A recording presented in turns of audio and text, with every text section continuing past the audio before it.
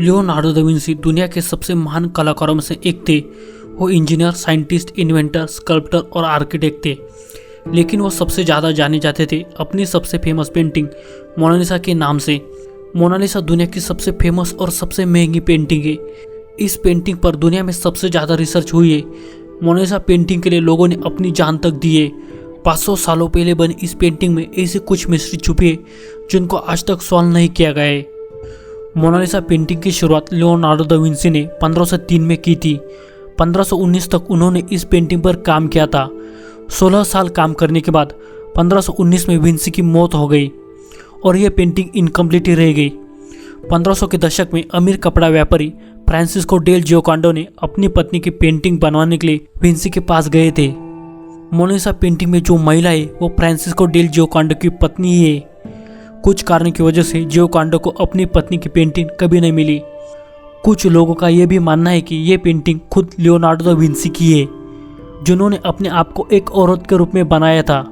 लेकिन ज़्यादातर लोग यही मानते हैं कि यह पेंटिंग फ्रांसिस्को डेल जियोकांडो की पत्नी ही है। 1517 में फ्रेंच राजा फ्रांसिस I ने लियोनार्डो को नौकरी पेश की थी। तब वो अपने साथ दर्जनों स्केच किताबों को लेकर गए थे। सिर्फ एक ही पेंटिंग जो मोनालिसा की थी उन्होंने साथ रखी थी। 1519 में विंसी की मृत्यु के बाद यह पेंटिंग फ्रांस के राजाओं के रॉयल कलेक्शन में शामिल हुई। फ्रेंच रिवॉल्यूशन के बाद मोनालिसा पेरिस के लूव्र म्यूजियम में रखी गई। नेपोलियन ने भी इस पेंटिंग को अपने बेडरूम में रखा था।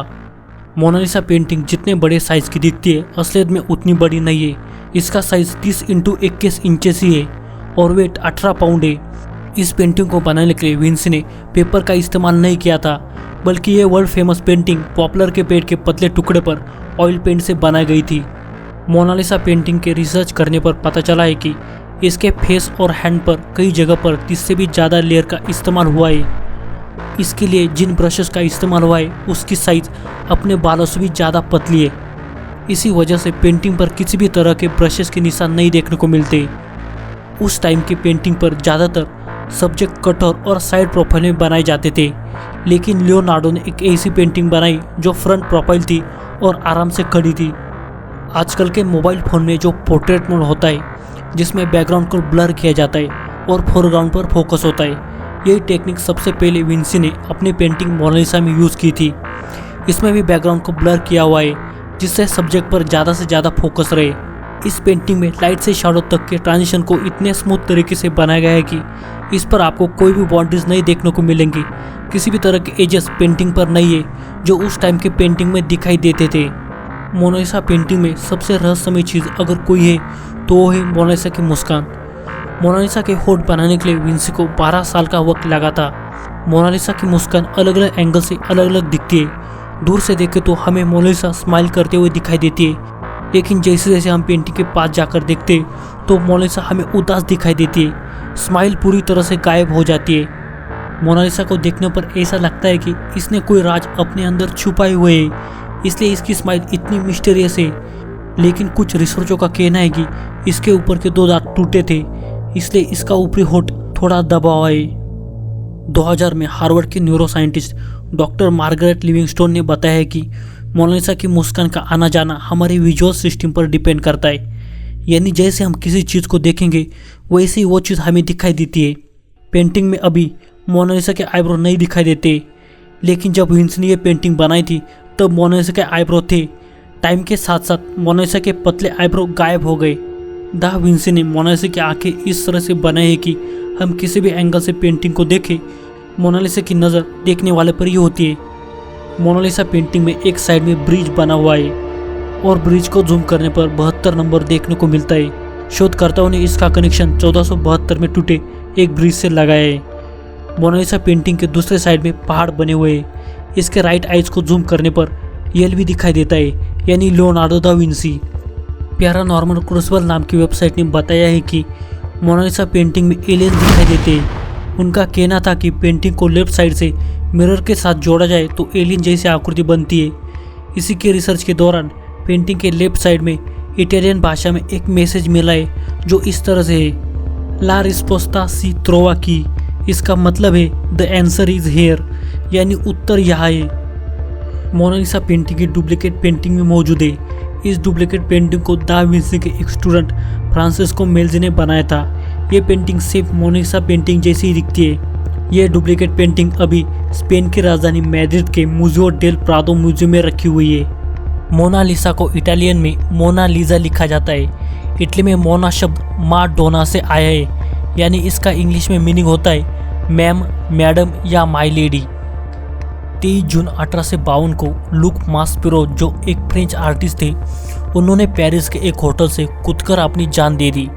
वो मोनालिसा को देखकर इतना मोहित हो गए कि उसने अपनी जान ही दे दी। यह सब बातें उसके सुसाइड नोट से मिलती है।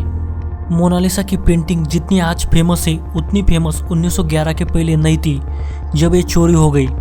मोनालिसा को चोरी करने का इल्ज़ाम 20वीं सेंचुरी के दुनिया के महान पेंटर में से एक पाब्लो पिकासो पर लगाया गया था, लेकिन इन्वेस्टिगेशन होने के बाद उनसे ये आरोप हटा दिए गए। मोनालिसा पेंटिंग 21 अगस्त 1911 को चोरी हो गई थी। इसकी इन्वेस्टिगेशन के लिए म्यूजियम को एक हफ्ते के लिए बंद रखा गया था, यह पुष्टि करने के लिए कि पेंटिंग म्यूजियम में ही कहीं हो। बाद में ये पता चला कि लू म्यूजियम के एक वर्कर विंसेंजो पेरुजिया ने पेंटिंग को चुराया था। विंसेंजो पेरुजिया इटली का एक नागरिक था। वो इस कीमती पेंटिंग को अपने देश इटली में ले जाना चाहता था। 2 साल बाद वो ये पेंटिंग इटली के फ्लोरेंस शहर के आर्ट म्यूजियम के डायरेक्टर को बेचने वाला था, तभी वो पकड़ा गया। बाद में 2 हफ्तों के बाद यानी 4 जनवरी 1914 को मोनालिसा को पेरिस के म्यूजियम में लाया गया। मोनालिसा पेंटिंग को कई बार लोगों द्वारा हानि पहुंचाने की कोशिश हुई है। 1956 में एक बोलिवियन टूरिस्ट ने मोनालिसा पेंटिंग पर पत्थर फेंका था। इसके वजह से मोनालिसा के बाएं हाथ के कोने पर निशान पड़ गए। बाद में इसे रिस्टोर भी किया गया, लेकिन वो पूरी तरीके से पहले जैसे नहीं दिखाई देती है।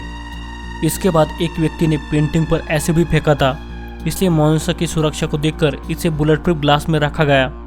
तभी भी एक औरत ने मोनालिसा पर रेड पेंट डालने की कोशिश की थी। बुलेट प्रूफ ग्लास होने की वजह से पेंटिंग सुरक्षित रही।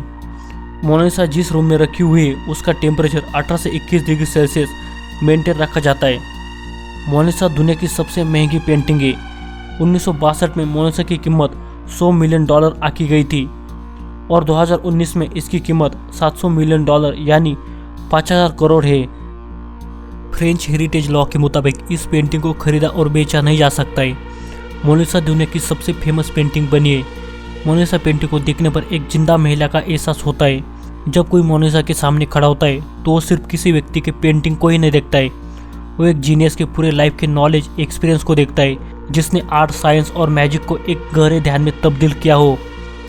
वो मोनालिसा हो या ला जियोकांडा, एक ऐसा चेहरा है जिसने आर्ट में रिवॉल्यूशन लाए है।